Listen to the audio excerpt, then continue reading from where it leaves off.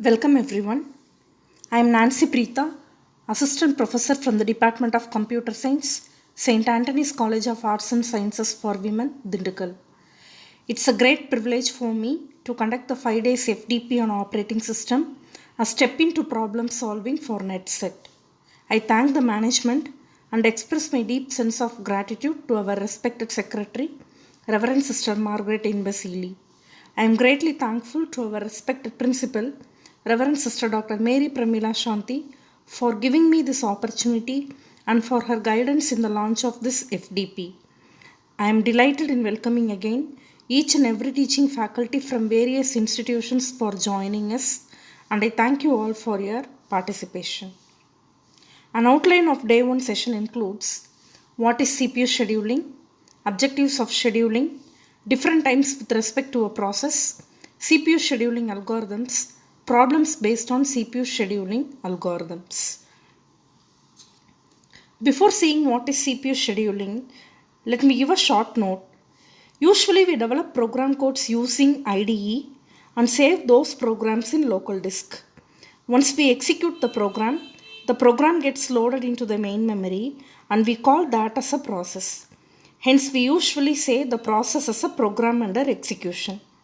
Many processes that are ready for execution have to be scheduled, and it is the task of an operating system to make the decision.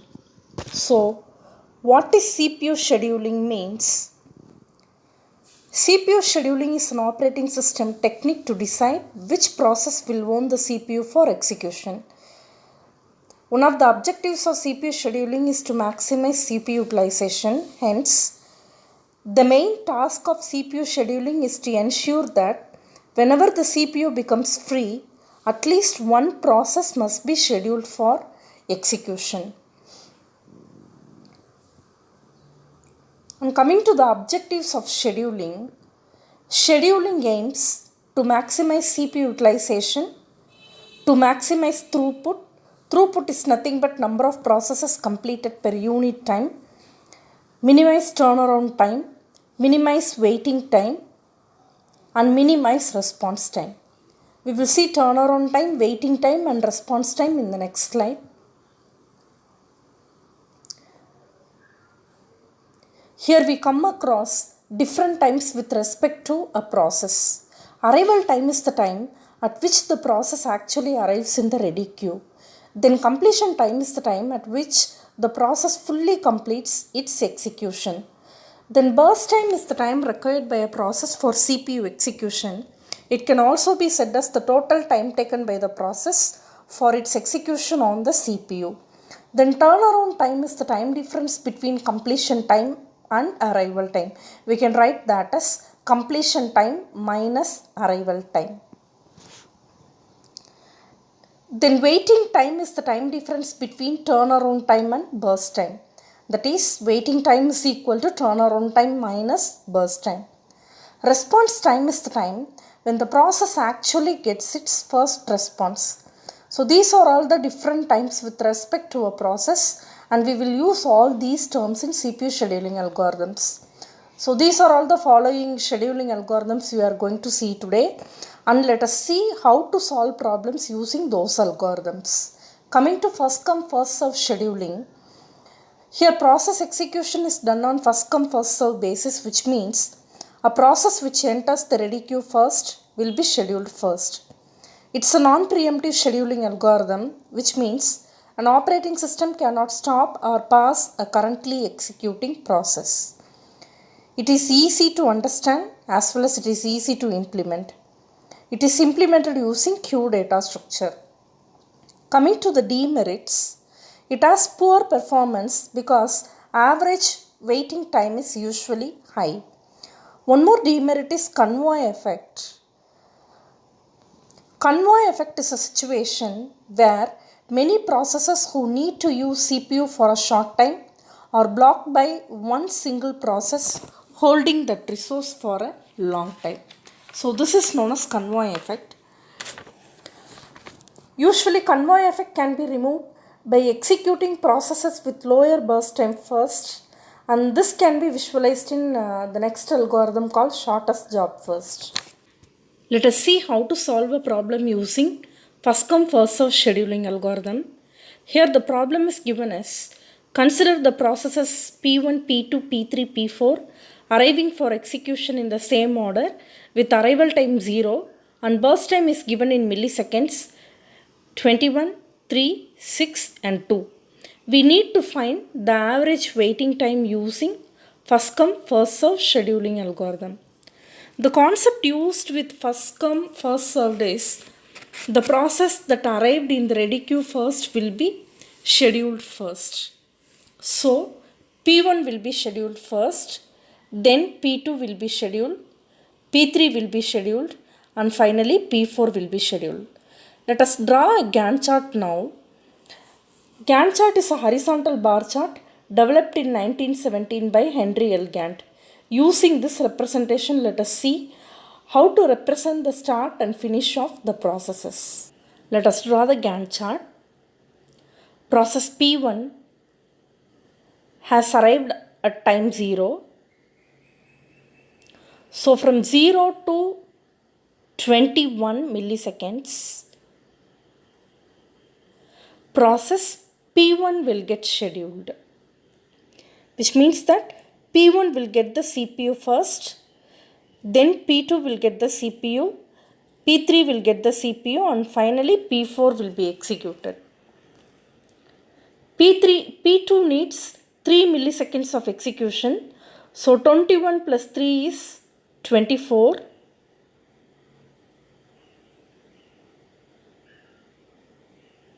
From 21 to 24, P2 gets executed.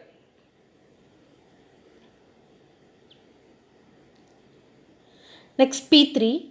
P3 needs 6 milliseconds for execution.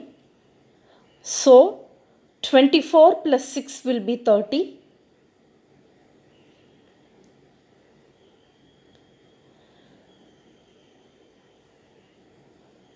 From 24 to 30, P3 gets executed. And at last, P4 alone will be available in the ready queue. P4 needs 2 milliseconds for execution. So 30 plus 2 will be 32. From 30 to 32, P4 gets executed. We need to find the average waiting time using FCFS scheduling algorithm. Actually, this is the Gantt chart representation. Before finding average waiting time, let me give few captions. Process, burst time, completion time,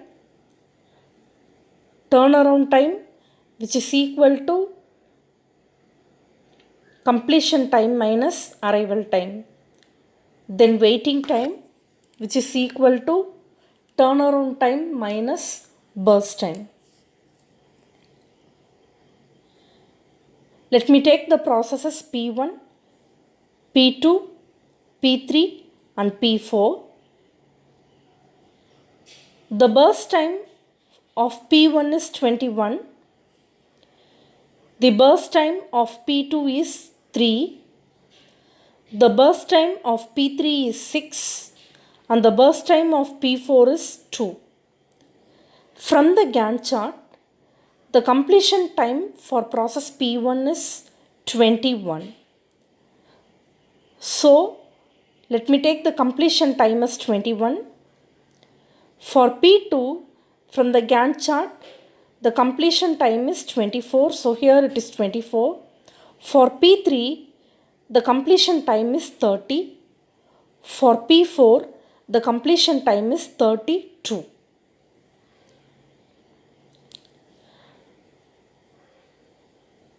Turnaround time is completion time minus arrival time. So for process P1, turnaround time is 21 minus arrival time. Arrival time is 0. So 21 minus 0 is 21. Then for P2, the turnaround time is 24 minus 0, 24. For P3 it is 30. For P4 it is 32. Waiting time is equal to turnaround time minus burst time. So for P1, 21 minus 21 will be 0. For P2, 24 minus 3 will be 21. For P3, 30 minus 6 will be 30 minus 6, it will be 24. For P4, 32 minus 2 will be 30.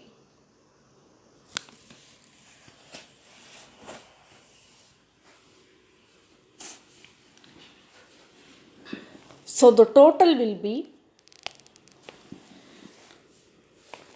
30 plus 24 is 54. 54 plus 21 is 75. So total will be 75. Now we need to find the average waiting time. So average waiting time is equal to sum of waiting times of all the processes divided by total number of processes.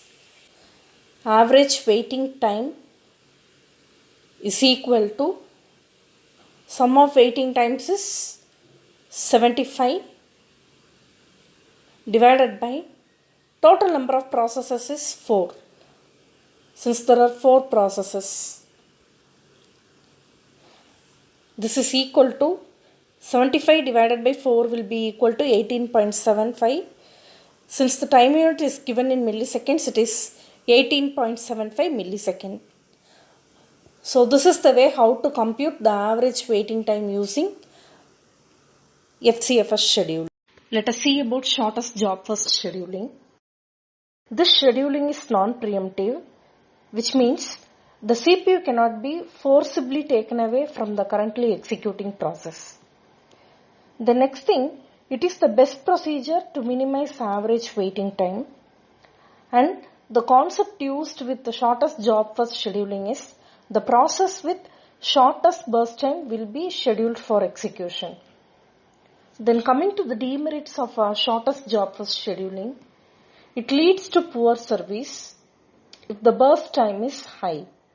Then since it is non-preemptive, if a shorter process arrived later, then it has to wait, which leads to starvation. And it is difficult to find the length of the next CPU request. Hence, this algorithm is usually not implementable. So these are all the demerits of shortest job first scheduling. Now let us see how to solve a problem using shortest job first scheduling. This is the given problem. 4 processes were given, P1, P2, P3, P4 with arrival time 0 and burst time is given in milliseconds. We need to find the average response time and average waiting time using SJF. So before finding average response time and average waiting time, we need to draw a Gantt chart. As said earlier, the process that has the least burst time will be scheduled first. So in the given problem, P4 has the least burst time. It has only 2 milliseconds. So it will be scheduled first. Then P2 has the least burst time, 3 milliseconds. So after P4, P2 will be scheduled for execution. Then P3 will be scheduled. And finally, P1 will be scheduled. So the order of execution will be P4, P2, P3 and P1. Now let us draw a Gantt chart. From time 0 to time 2, the process P4 gets executed. Since P2 needs 3 milliseconds for execution, from 2 to 5, that is 2 plus 3 is 5. So from 2 to 5, P2 gets scheduled. That is not 3, it is 5. P2 gets executed in the time slot 2 to 5. Then P3 gets scheduled. P3 needs 6 milliseconds for execution. So 5 plus 6 will be 11.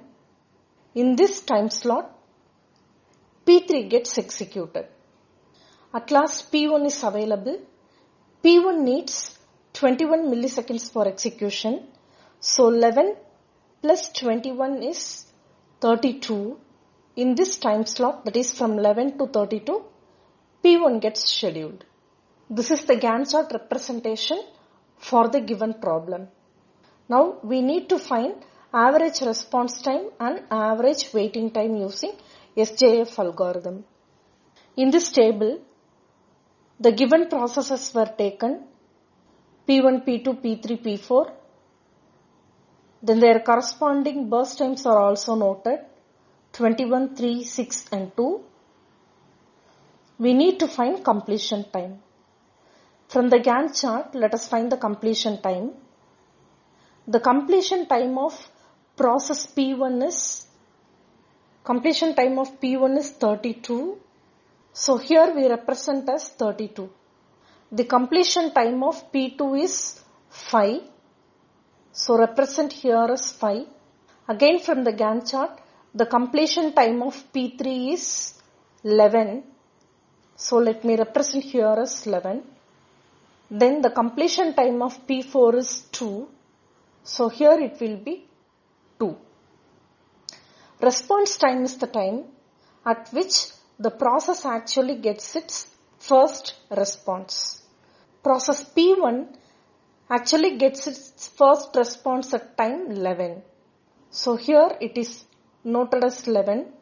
Similarly, P2 gets its first response at time 2. P3 gets its first response at time 5. So let me note here as 5. And P4 gets its first response at 0th millisecond. So here let me note as 0.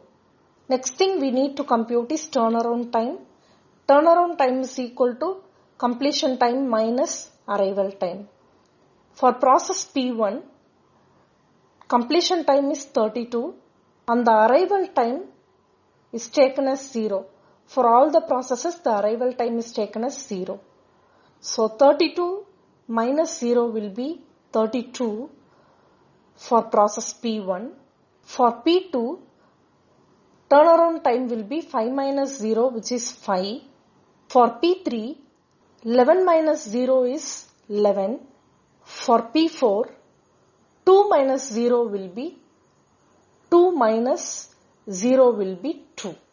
Now let us compute the waiting time. Waiting time is equal to turnaround time minus burst time. So turnaround time for P1 is 32 and the burst time for P1 is 21. Hence waiting time for P1 is 32 minus 21, which is 11. Then for P2 waiting time is 5 minus 3, which is equal to 2. For P3 waiting time is 11 minus 6, which is equal to 5. Then for P4 waiting time is 2 minus 2, which is equal to 0. We need to compute average response time and average waiting time. Let me find the total response time of all the processes. So here the total is 18. Let us find the sum of waiting times of all the processes. And here the total is 18. Now average response time is equal to sum of response times of all the processes divided by total number of processes. So average sum of response times of all the processes is equal to 18 divided by total number of processes is equal to 4. 18 divided by 4 is equal to 4.5 milliseconds. Then average waiting time is equal to sum of waiting times of all the processes divided by total number of processes. So here average waiting time is 18 divided by 4, which is equal to 4.5 milliseconds. Here the convoy effect problem in FCFS that lead to high average waiting time is thus reduced in shortest job first, because there the average waiting time is 18.75 and here it is 4.5. Coming to shortest remaining time first algorithm, it's a preemptive mode of shortest job first algorithm.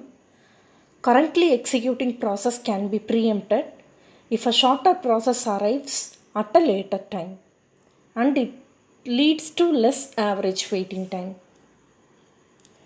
Demerits: poor service if CPU burst time is high. Let us see a problem how to solve using SRTF algorithm. This is the given problem. P1, P2, P3, P4 and P5 and their arrival time and burst time are given in the table. We need to find average waiting time using SRTF. Let me draw a Gantt chart.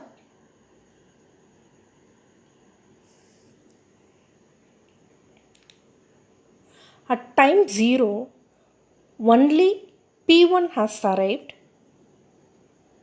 No other process has arrived at time 0. So, from 0 to 1, P1 gets scheduled. At time 1, P2 has arrived. So, current execution of P1 will be stopped. Already P1 has executed for 1 millisecond. So, the remaining time for execution is 7. 8 minus 1 is 7. At time 1, P1 with burst time 7 and P2 with burst time 4 is available. Since P2 has the least burst time, it will be scheduled for execution. From 1 to 2, P2 will be scheduled.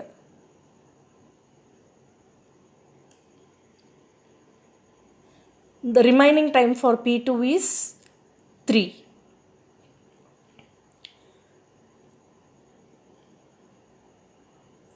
At time 2, P3 has arrived. P3 has burst time as 2. It is least when compared to the remaining burst times of P2 and P1. So, P3 will be scheduled now. From 2 to 3, P3 will be scheduled. Remaining time for execution for P3 is 1. At time 3, P4 has arrived with a burst time 1.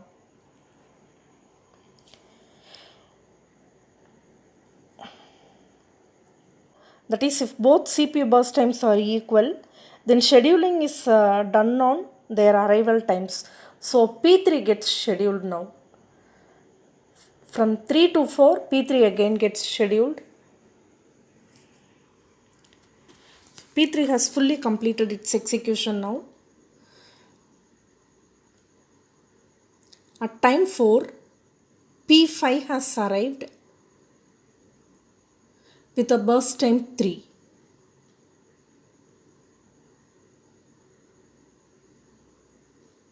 At this situation, P4 has the least burst time, so it will be scheduled now.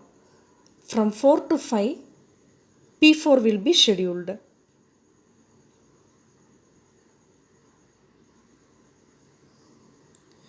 P4 has completed its execution. Now at time 5, P6 has arrived with a burst time 2.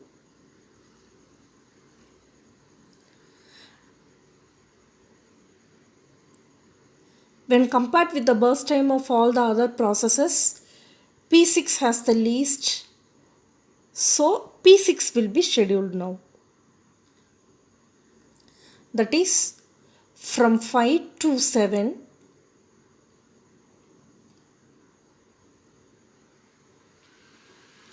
P6 gets scheduled. Now the remaining processes are P1, P2 and P5. P2 and P5 have equal burst time. In this case, since P2 has arrived earlier, it will be scheduled. P2 will be scheduled. So from 7 to 10, P2 gets scheduled.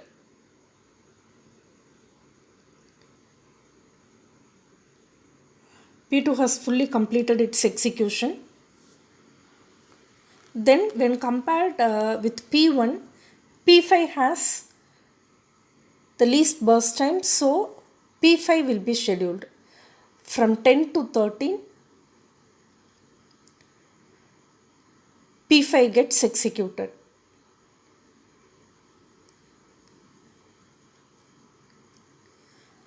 And at last, P1 is available with a burst time 7. So now P1 gets scheduled. 13 plus 7 will be 20.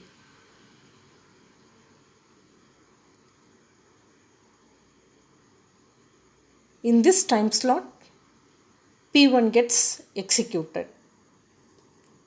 This is the Gantt chart representation of the given problem using SRTF. Let us find the completion time now.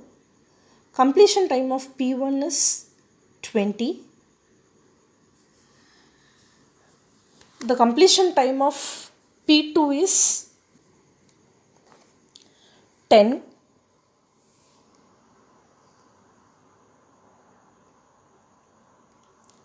The completion time of P3 is 4. For P4, the completion time is 5. For P5, the completion time is 13. For P6, the completion time is 7. Next, turnaround time is equal to completion time minus arrival time. So for P1, turnaround time is 20 minus 0, which is equal to 20. For P2, 10 minus 1 is 9. For P3, 4 minus 2 is 2. For P4, 5 minus 3 is 2. For P5, 13 minus 4 is 9. For P6, 7 minus 5 is 2. Coming to waiting time, it's equal to turnaround time minus burst time. So waiting time of P1 is 20 minus 8, which is equal to 12. For P2, 9 minus 4 is 5. For P3, 2 minus 2 is 0. For P4, 2 minus 1 is 1. For P5, 9 minus 3 is 6. And finally for P6, 2 minus 2 is 0.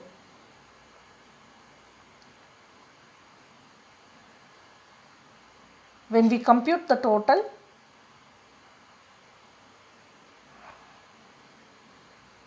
we get the value as 24.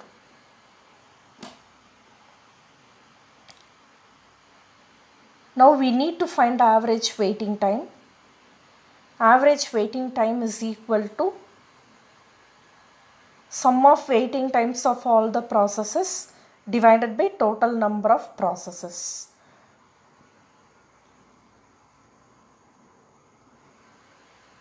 So for our problem, average waiting time is equal to 24 divided by 6. This is equal to 4 milliseconds. Assume that all the time units were taken as milliseconds.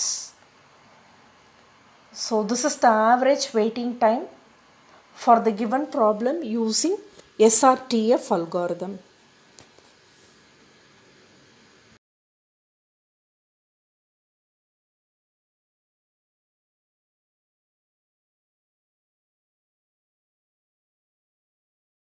Let us see priority scheduling.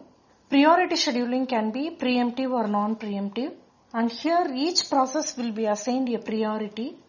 The process with highest priority will be executed first. Suppose if both the processes have same priority, then they are executed on first come first serve basis.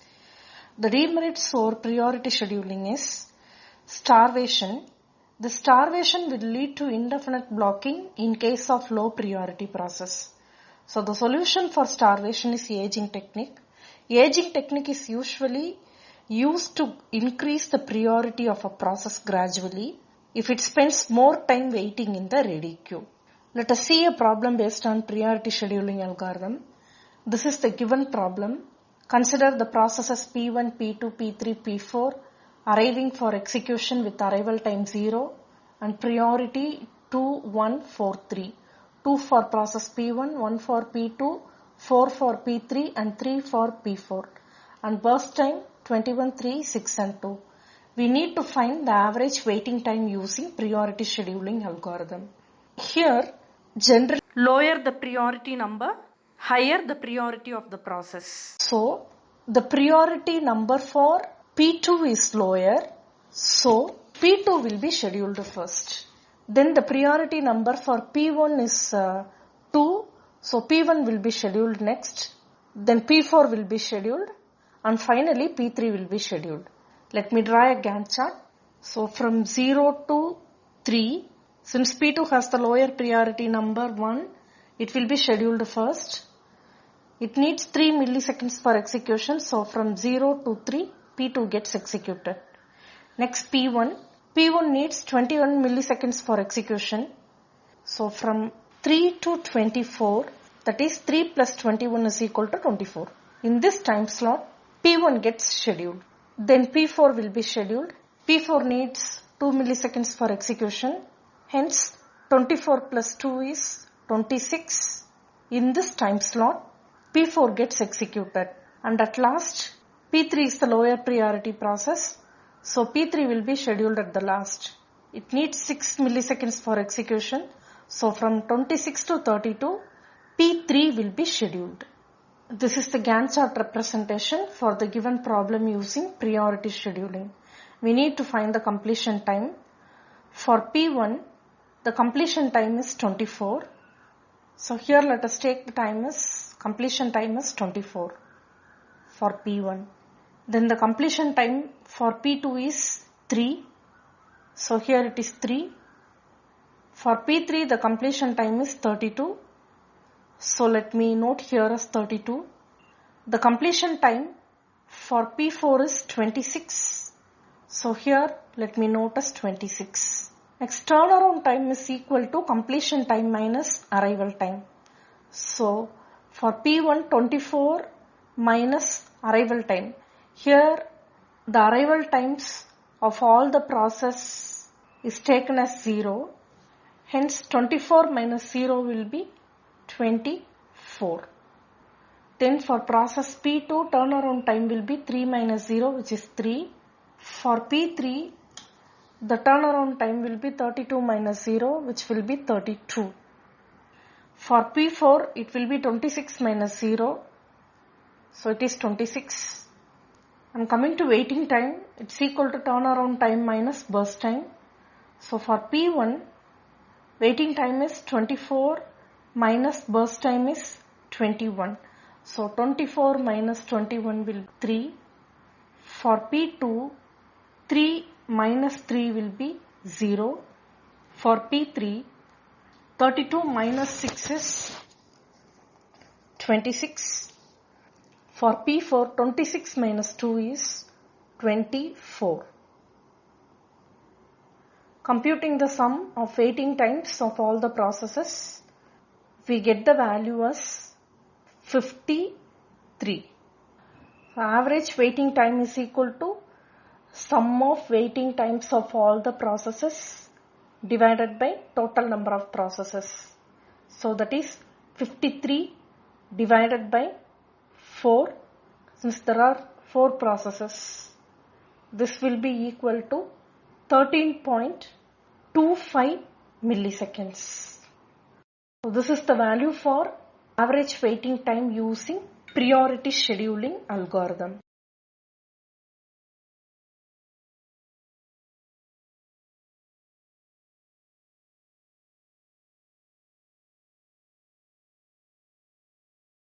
Let us see round robin scheduling.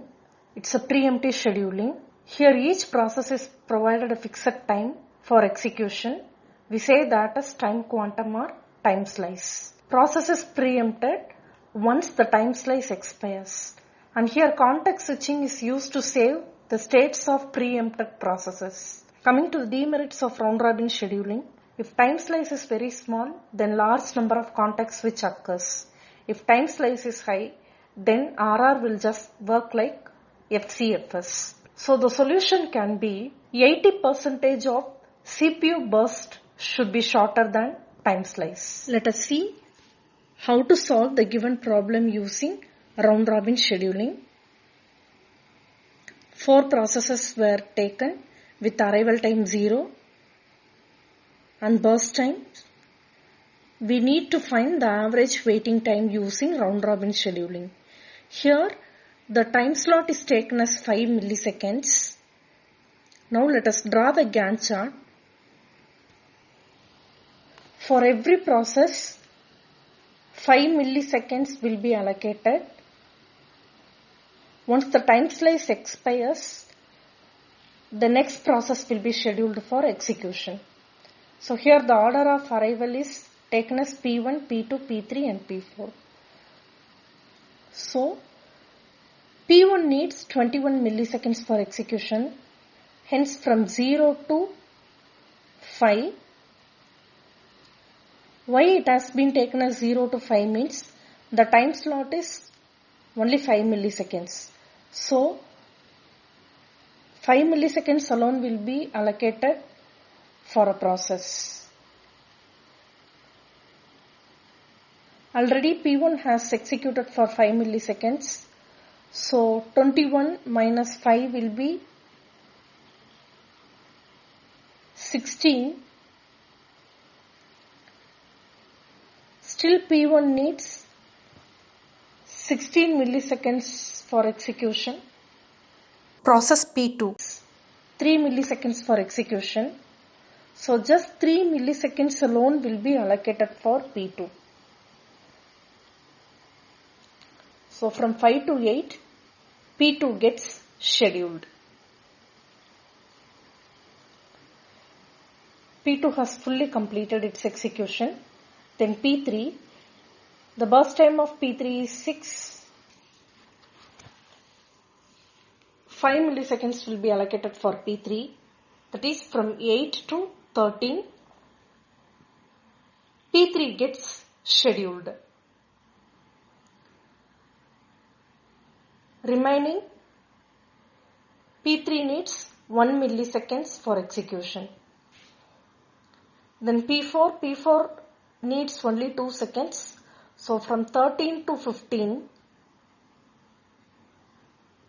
P4 gets scheduled. Now P4 has fully completed. The ready queue P1 and P3 is available. Now it is the turn for P1. P1 will be again allocated 5 milliseconds. So from 15 to 20, P1 gets scheduled. Remaining 11 milliseconds. Then in the ready queue P3 is available with 1 millisecond. So from 20th millisecond to 21st millisecond, P3 gets scheduled. Now P3 has completed its execution. P1 needs 11 milliseconds for completion. Now again 5 milliseconds will be allocated, which will be 26. Still P1 needs CPU for 6 milliseconds. Again P1 will be allocated 5 milliseconds. So 26 plus 5 is 31. From 26 to 31, P1 again gets scheduled. Remaining time is 1. Now from 31 to 32, P1 again gets scheduled. Now P1 has fully completed. So this is the way how the processes are represented using Gantt chart using round robin scheduling algorithm. Now coming to completion time. From the Gantt chart, the completion time of P1 is 32. So let me mark here as 32.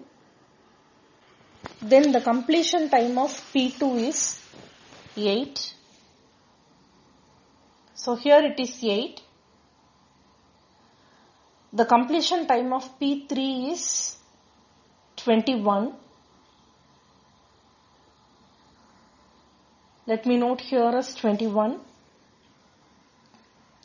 The completion time of P4 is 15. So here it is taken as 15. Coming to the turnaround time, it is completion time minus arrival time. So for P1, 32 minus 0 will be 32. For P2, 8 minus 0 is 8. For P3, 21 minus 0 is 21. For P4, 15 minus 0 is 15. Waiting time is equal to turnaround time minus burst time. The waiting time for P1 is 32 minus 21, which will be 11 for P1. Then waiting time for P2 is 8 minus 3, which is equal to 5. Then for P3, 21 minus 6 is 15. Then for P4, 15 minus 2 is equal to 13. If we find the total of waiting times of all the processes, we get 44.